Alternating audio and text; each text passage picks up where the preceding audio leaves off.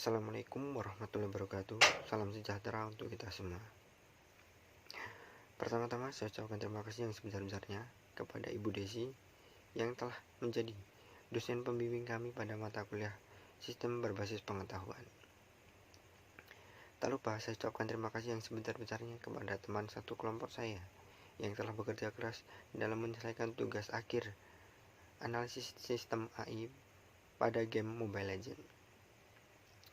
Sebelum saya melanjut ke materi dan penjelasan analisis sistem AI, perkenankan saya untuk memperkenalkan diri terlebih dahulu.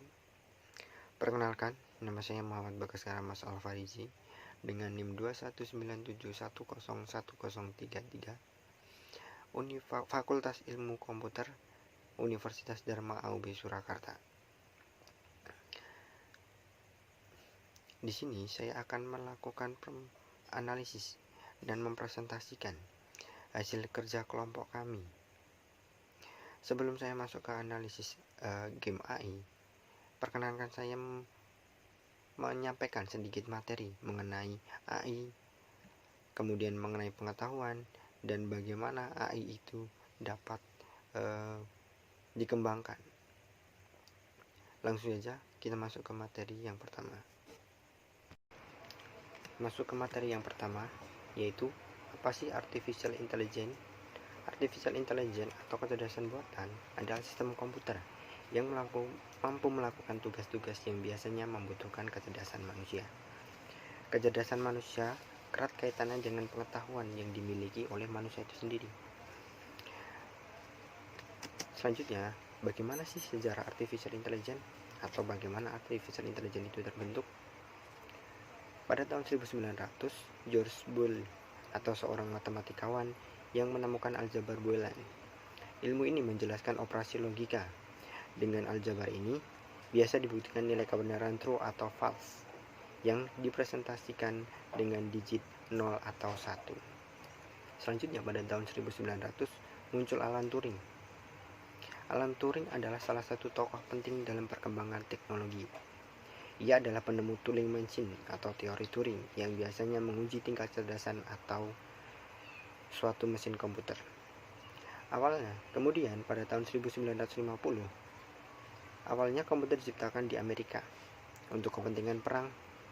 Namun, ketika perang sudah berakhir, mesin komputer tersebut digunakan oleh Departemen Statistik untuk mengolah data demi kepentingan negara.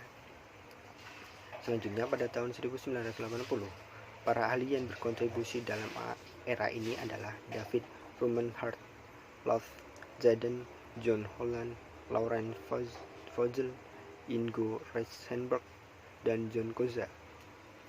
Hasil penemuan mutakhir di era ini adalah learning of MLP, fuzzy logic, genetic algorithm, evolutionary programming, evolutionary strategy, dan genetic programming. Selanjutnya pada tahun 2000, perkembangan kecerdasan buatan yang ketiga bermula pada era 2000-an. Pada saat komputer dan internet sudah ada. Adapun produk-produk perkembangan yang meliputi penemuan World Wide Internet, sistem cloud, munculnya istilah big data dan deep learning. Kemudian apa sih tujuan AI? Tujuan AI sendiri ada dua, yaitu untuk mengembangkan metode dan sistem menyelesaikan masalah yang bisa diselesaikan melalui aktivitas intelektual manusia. Kemudian tujuan kedua yaitu meningkatkan pengertian, pemahaman kita dalam bagaimana otak manusia bekerja.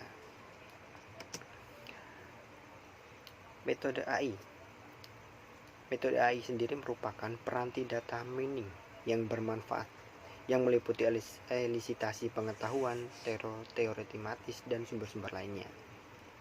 Metode AI terdiri atas 4 atau dibagi menjadi 4, yaitu terdapat sistem pakar, agen cerdas, jaringan syaraf, dan fuzzy logic.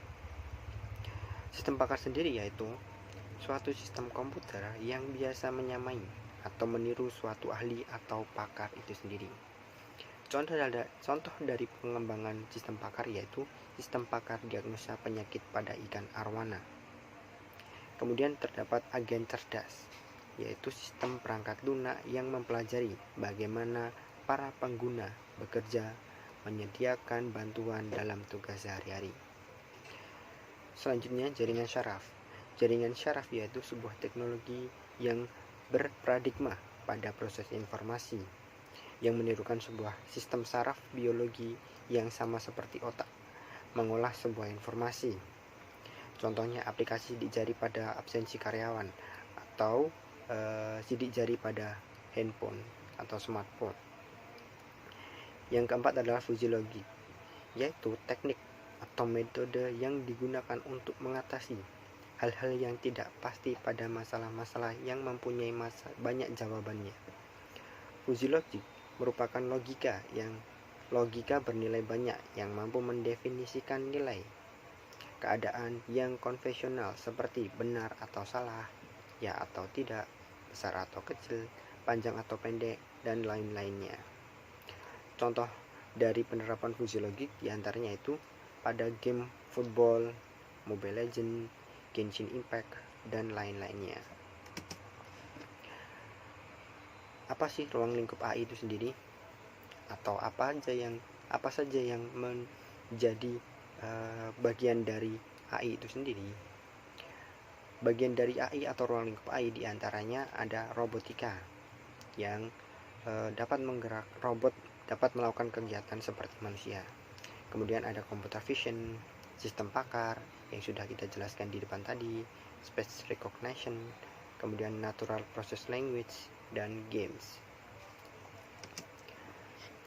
Selanjutnya kita masuk ke materi selanjutnya, yaitu pengetahuan. Apa sih pengetahuan itu sendiri? Pengetahuan merupakan suatu kondisi mengetahui sesuatu yang diperoleh dari pengalaman atau sosialisasi. Pengetahuan, dalam pembentukan suatu pengetahuan dibutuhkan data dan informasi. Data yaitu sekumpulan data yang terdiri dari fakta-fakta, memberikan gambaran yang luas terkait dengan sesuatu keadaan.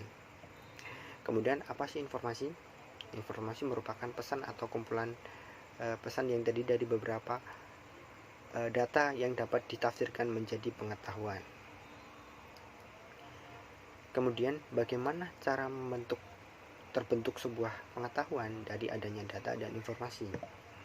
Data yang sebelumnya diperoleh kemudian diolah atau diproses sehingga membentuk atau tercipta sebuah informasi.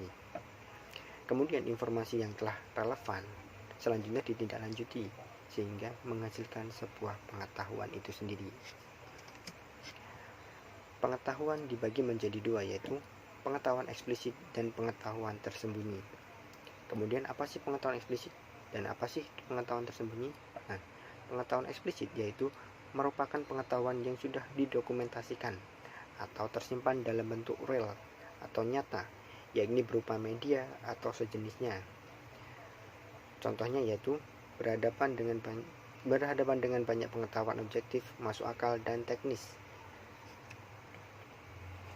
Contoh dari pengetahuan eksplisit diantaranya adalah buku, kemudian jurnal, kemudian ada artikel, dan lain-lainnya. Kemudian apa sih pengetahuan tersembunyi? Pengetahuan tersembunyi pada umumnya dalam domain pembelajaran subjektif, kognitif, bersifat pengalaman, dan sangat pribadi dan sukar untuk disusun non-kata. Contohnya dari pengetahuan tersembunyi yaitu misalnya montir bengkel atau mungkin tukang bangunan. Dia dapat memperbaiki atau mencari kerusakan dari pengalaman yang telah didapatkan tanpa adanya pembelajaran terlebih dahulu atau kuliah terlebih dahulu. Kemudian selanjutnya epistemologi dalam pengetahuan. Epistemologi dalam pengetahuan merupakan cabang dari filsafat yang berkaitan dengan hakikat atau teori pengetahuan itu sendiri. Epistemologi pengetahuan dibagi menjadi dua, yaitu pengetahuan priori dan pengetahuan posteriori. Kemudian apa sih pengetahuan priori dan apa sih pengetahuan posteriori? Pengetahuan priori yaitu pengetahuan yang bersifat mendahului, artinya pengetahuan datang terlebih dahulu. Contohnya, darah manusia terdiri atas sel darah merah, sel darah putih, dan keping darah. Itu merupakan pengetahuan yang perlu dilakukan penelitian terlebih dahulu, sehingga pengetahuan datang terlebih dahulu tanpa adanya pengalaman lain-lainnya. Kemudian pengetahuan yang kedua yaitu pengetahuan posteriori. Pengetahuan posteriori yaitu pengetahuan yang diperoleh berdasarkan hati, yaitu nilai kebenarannya diketahui berdasarkan pengalaman. Contohnya, daun itu berwarna hijau, langit itu berwarna biru. Nilai kebenaran berbeda apabila yang melihat itu sendiri seseorang yang buta warna. Selanjutnya, kategori dalam pengetahuan.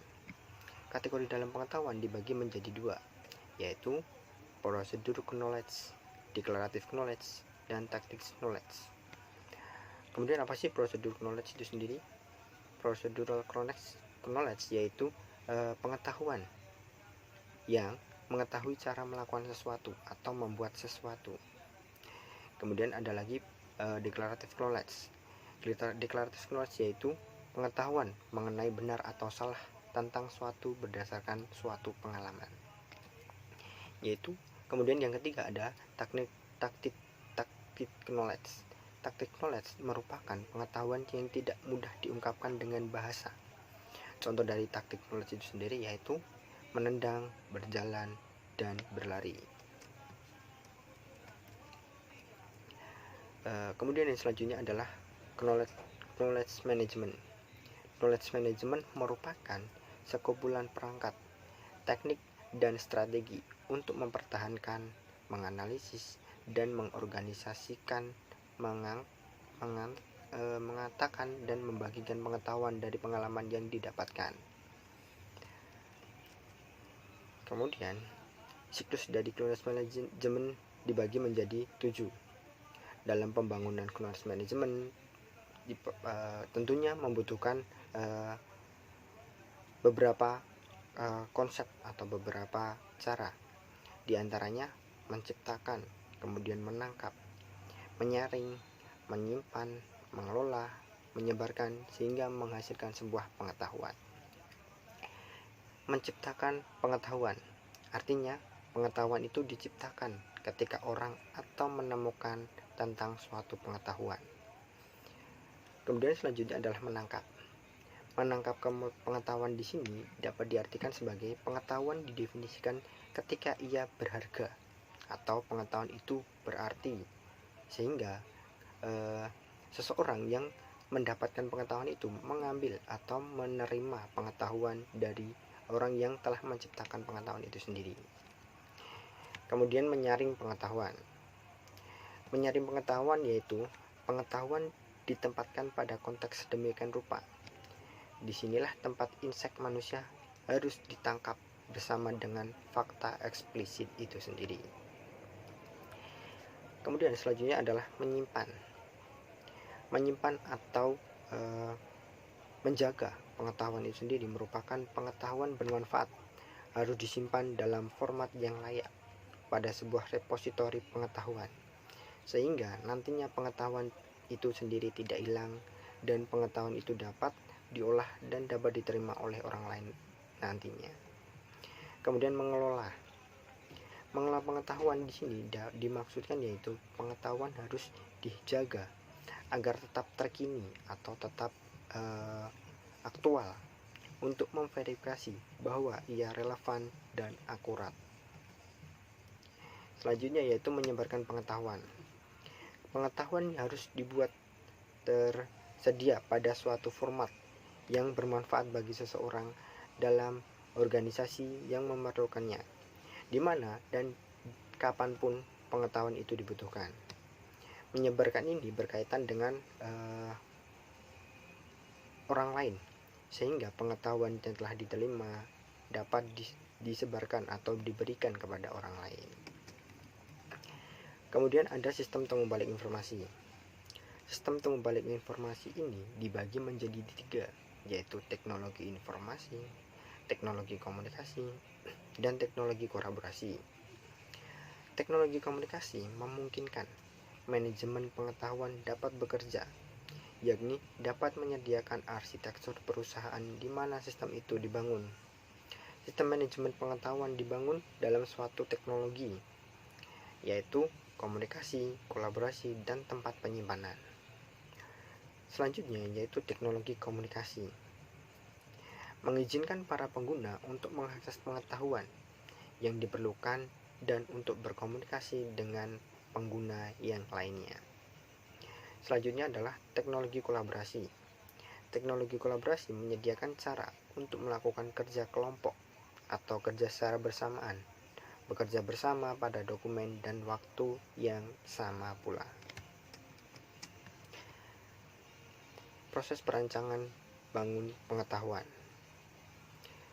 Proses rancang bangun pengetahuan yaitu dimulai dari akuisisi pengetahuan, merupakan pemindahan pengetahuan dari pakar, kemudian dari buku, dari dokumen, atau sensor, dan atau file komputer.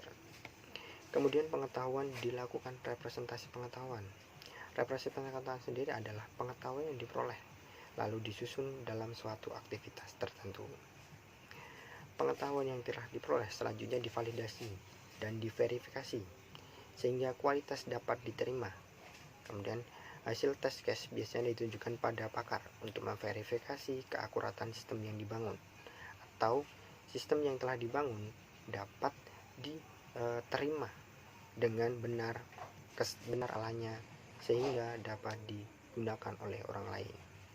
Kemudian penyimpulan melibatkan desain perangkat lunak untuk memungkinkan komputer melakukan invensi berbasis pengetahuan dan spesifik terhadap suatu persoalan. Kemudian sistem itu sendiri dapat menyediakan hasil untuk pengguna yang membutuhkan pengetahuan maupun sistem itu sendiri bisa melakukan tugas yang harus dilakukan sebagai sistem cerdas. Yang selanjutnya yaitu adalah penjelasan, melibatkan desain dan pemrograman dengan kemampuan penjelasan. Misalnya, memprogram kemampuan untuk menjawab pertanyaan seperti informasi spesifik atau bagaimana komputer mendapatkan kesimpulan tertentu. Yang selanjutnya yaitu metode representasi pengetahuan. Metode representasi pengetahuan dibagi menjadi 3, yaitu jaringan sematik, frame, aturan produksi, dan logika. Selanjutnya, saya akan menjelaskan tentang metode-metode itu sendiri. Yang pertama yaitu jaringan semantik. Jaringan semantik ini adalah gambaran grafis pengetahuan terdiri atas node dan link yang menunjukkan hubungan hierarki antar objek. Jaringan ini tersusun dari sejumlah lingkaran atau node yang mempresentasikan objek dan informasi deskripsi tentang objek itu sendiri. Node dapat mempresentasikan ukuran, warna, kelas, usia, asal, ataupun karakteristik yang lainnya.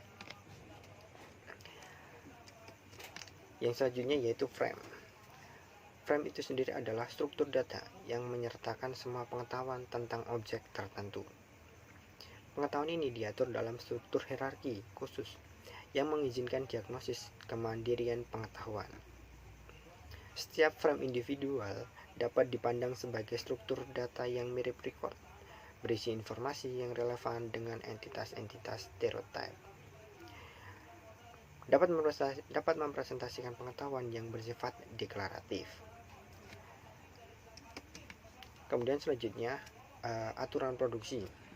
Aturan produksi sendiri sering digunakan untuk merumuskan atau memformulasikan pengetahuan pada sistem pakar.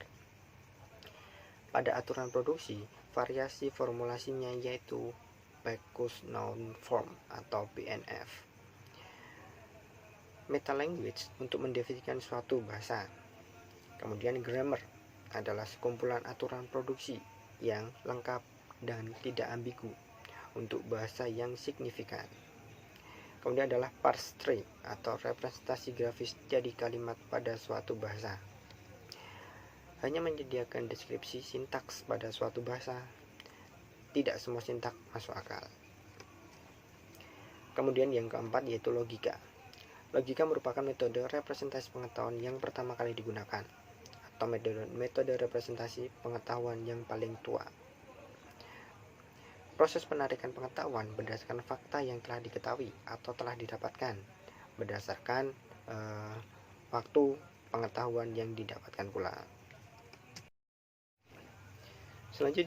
Materi selanjutnya yaitu kelebihan dan kekurangan representasi.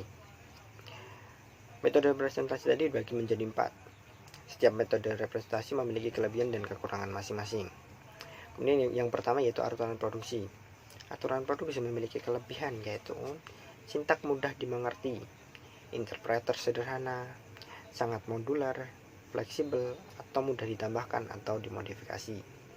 Kemudian kekurangan dari aturan produksi yaitu hierarki sulit diikuti, tidak efisien untuk semua sistem besar, tidak semua pengetahuan dapat dinyatakan sebagai aturan, buruk dalam mengimplementasikan pengetahuan deskriptif terstruktur. Kemudian jaringan simatik. Jaringan simatik memiliki kelebihan, di antaranya mudah diikuti, asosiasi mudah dilacak, dan fleksibel. Kekurangan dari jaringan simatik yaitu arti yang diletakkan ke noda mungkin ambigu, penanganan eksepsi sulit, dan sulit untuk melakukan pemrograman. Kemudian yang ketiga yaitu frame. Frame memiliki kelebihan, diantaranya adalah kekuatan ekspresif mudah, menyusun slot untuk properti dan hubungan baru, mudah membuat prosedur khusus, mudah menyertakan informasi default, dan mendeteksi nilai yang hilang. Kemudian kekurangan dari frame itu sendiri yaitu sulit diprogram, sulit untuk inferensi, dan kurangnya perangkat lunak yang murah. Kemudian yang terakhir yaitu logika formal. Kelebihan dari logika itu sendiri yaitu penggunaan fakta yang ditekankan secara bebas, jaminan bahwa hanya konsekuensi valid yang ditekankan atau presisi. Kemudian kelengkapannya. Logika formal memiliki kekurangan diantaranya yaitu terpisahnya representasi dan pengelolaan, tidak efisien dengan set data yang besar, sangat lambat dengan basis pengetahuan yang besar pula. Materi selanjutnya yaitu konsep dalam game AI. Dalam game AI memiliki 4 konsep. Setiap konsep memiliki pengertian masing-masingnya. Konsep dalam AI dibagi menjadi 4 yaitu movement, pathfinding, decision, dan strategi. Kemudian apa sih movement itu sendiri? Movement yaitu pergerakan yang dilakukan baik oleh player atau digerakkan oleh suatu sistem AI. Kemudian yang selanjutnya adalah pathfinding. Pathfinding merupakan sistem AI untuk menemukan rute. Setiap karakter memiliki rute tersendiri. Rute tersebut tiap karakter memiliki rute yang berbeda pula. Kemudian yaitu decision. Decision yaitu kemampuan AI dalam mengambil keputusan terhadap suatu kondisi tertentu.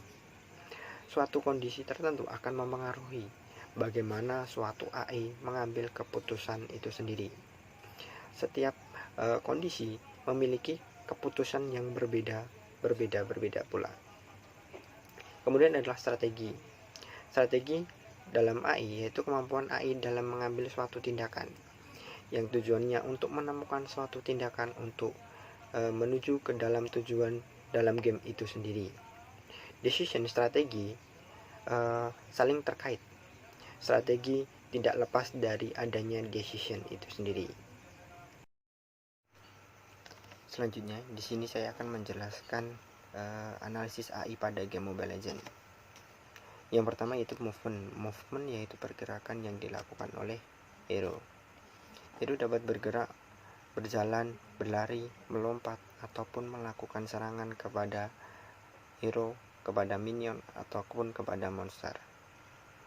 Pada video ini, hero bergerak menuju monster. Di sini hero mencoba untuk melakukan dengan menyerang monster. Setelah monster mati, hero bergerak menuju ke monster yang lainnya.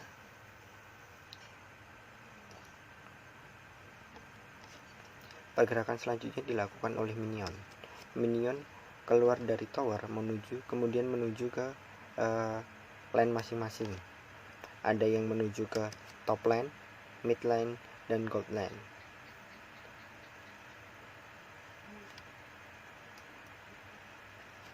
Kemudian selanjutnya yaitu pathfinding. Pathfinding yaitu rute yang dilalui oleh para hero. Pada video ini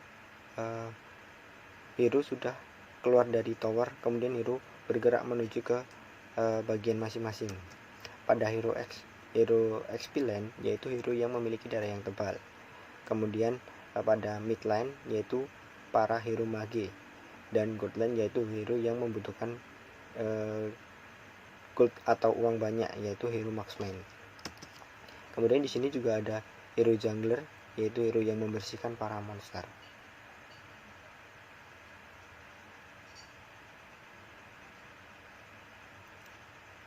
Di sini dapat dibuktikan yaitu para hero sudah menempati role masing-masing, yaitu rute masing-masing sesuai dengan role yang telah ditetapkan.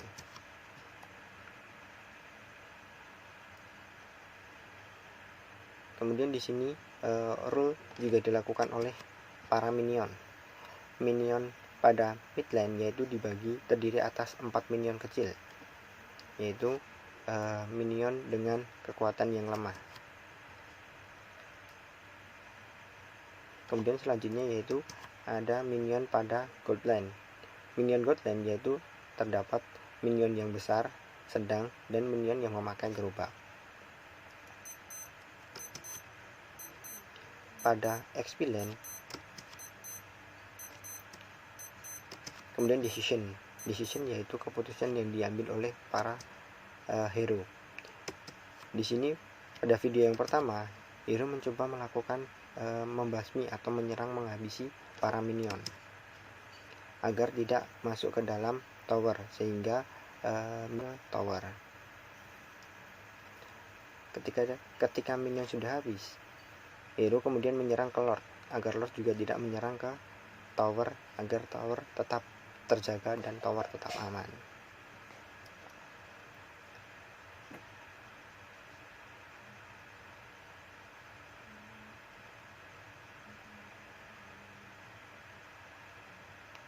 Kemudian di sini decision yang kedua yaitu ketika hero melakukan serangan kepada hero lawan, kemudian hero diserang oleh hero lawan dan darah pada hero terkuras banyak. Akhirnya hero mundur ke belakang dan hero mencoba melakukan recall agar darah tetap terjaga dan tidak terjadi kematian.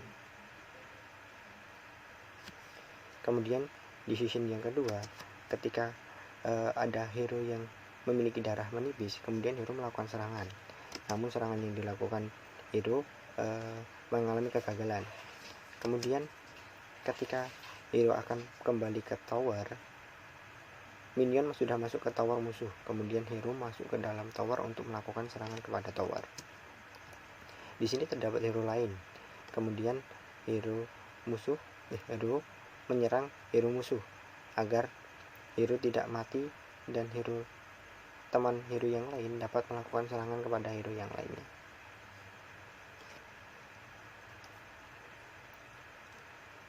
Kemudian pada video yang ketiga, video yang lanjutnya yaitu decision yang ketiga, ketika minion sudah masuk ke dalam zona tower, kemudian hero melakukan serangan kepada tower. Tujuan dari penyerangan tower yaitu ketika tower sudah habis, nantinya akan terjadi kemenangan dengan menyelesaikan tower yang sudah ada, yang masih ada.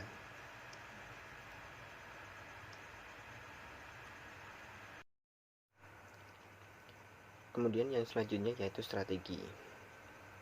Strategi yang pertama yaitu hero melakukan serangan dengan melakukan combo skill kepada hero lawan. Tujuan melakukan combo skill ini sendiri yaitu untuk mengurangi sedikit demi sedikit darah hero lawan. Ketika darah hero lawan semakin sedikit atau semakin menipis, kemudian hero akan melakukan serangan akhir dengan melakukan tembakan atau tembakan kepada hero lawan, sehingga nantinya hero lawan akan mati. Pada kasus ini, hero lawan telah mundur ke belakang, kemudian hero melakukan tembakan untuk serangan terakhir. Kemudian di sini hero melakukan serangan kepada minion agar minion dapat masuk ke dalam tower dan hero dapat melakukan serangan kepada tower.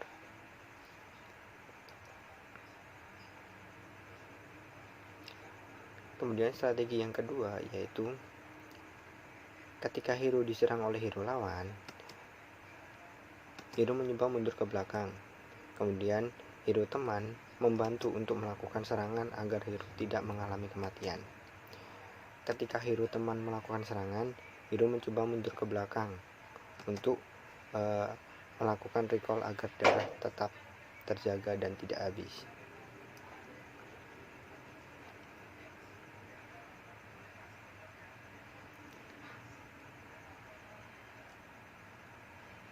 Kemudian strategi yang ketiga, di sini terjadi war. Hero teman melakukan serangan kepada lawan dengan mengeluarkan skill. Kemudian hero melakukan serangan akhir dengan melakukan serangan yang dapat mematikan hero lawan. Di sini hero lawan mengalami banyak kematian, sehingga hero dapat lebih leluasa melakukan serangan kepada tower.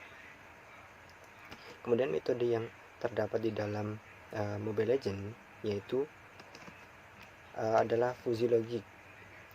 Dalam game MOBA atau multiplayer online battle arena, fuzzy logic dapat digunakan dalam sistem AI untuk digunakan sebagai mengatur tingkah laku hero atau kegiatan yang dilakukan hero agar hero mendapatkan kemenangan. Misalnya fuzzy logic dapat digunakan untuk menentukan seberapa agresif seseorang hero dalam menyerang lawan atau seberapa defense hero tersebut dalam mempertahankan tower atau base. Fuzzy logic juga dapat digunakan dalam sistem pengambilan keputusan dalam game MOBA. Misalnya, fuzzy logic dapat membantu AI memutuskan strategi terbaik untuk mengalahkan lawan berdasarkan faktor-faktor seperti kekuatan pasukan, kemudian ketersediaan sumber daya, dan kondisi permainan saat ini. Selain itu, nantinya fuzzy logic dapat digunakan dalam pemilihan item. Dalam video ini terdapat beberapa item yang dapat digunakan oleh hero. Setiap hero memiliki atau menggunakan item yang berbeda-beda sesuai dengan karakter masing-masing. Hero Mech memiliki karakter yang berbeda dengan hero fighter. Hero fighter memiliki item berbeda dengan hero assassin dan lain sebagainya.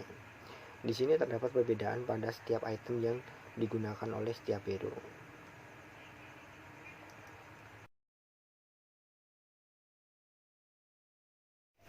Sekian penjelasan dari saya mengenai analisis AI pada game Mobile Legends. Bila ada salah kata, saya mohon maaf yang sebesar-besarnya. Wassalamualaikum warahmatullahi wabarakatuh.